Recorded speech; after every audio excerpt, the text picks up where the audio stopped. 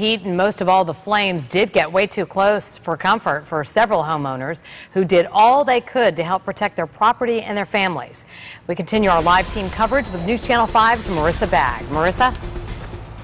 Yeah, Kelly, as Dan just mentioned, that the Florida Forest Service seems to think that this fire started in a wooded area. Some of the neighbors here tell me they actually saw it start just a couple of houses down here, and we know that there's been several trucks coming by. I'm not sure if you can see it over in the corner there, continuing to hose down this area because we see hot spots even from where we're standing continue to flare up, and this area was very active just a couple of hours ago, and we know that the neighbors were also worried. They were bringing out their hoses just in case that a flare-up came over this canal here. Now, homeowners did get a lot of help from above. There were dozens of water drops that came by here from the Florida Forest Service that fell on this east side of the fire line alone.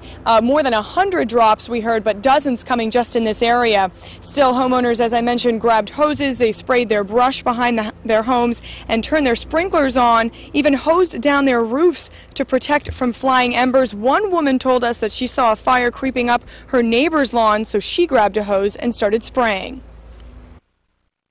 I was riding my bike and found it coming really close to the houses, so I jumped off and grabbed a hose, and I was hosing it down. It came right into the yard itself, so it was pretty bad.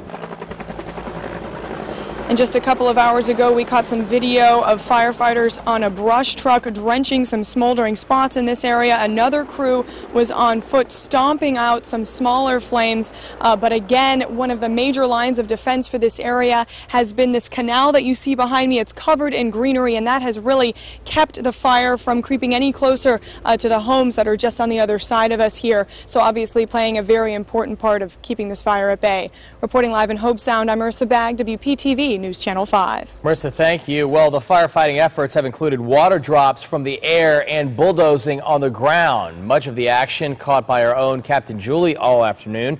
Chopper 5 is high above the scene right now. Captain Julie at the controls. And Captain Julie, what can you tell us about the progress being made? Jay, they've made astounding progress, actually. The forestry unit were talking to each other from an airplane and a helicopter.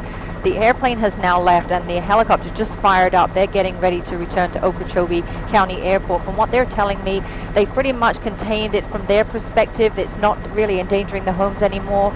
There is a lot of foliage, though, on the west side of these homes that they are concerned overnight it may actually start to spread a little bit.